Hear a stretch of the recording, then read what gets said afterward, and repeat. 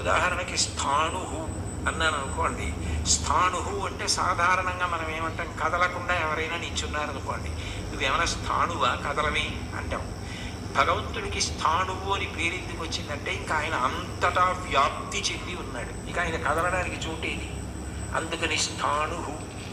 ఒక్కొక్క గుణము వలన ఒక్కొక్క నామం వస్తుంది.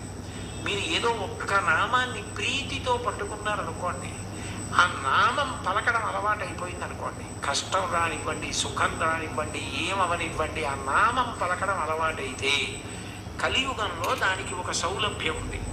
కలియుగంలో అన్నిటికన్నా తేలిక ఏమిటంటే భగవన్నామం పలకడం.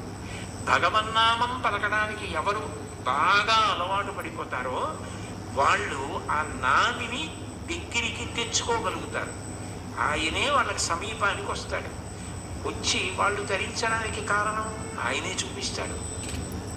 అందుకే కలవు నామ సంకీర్తన కలియుగంలో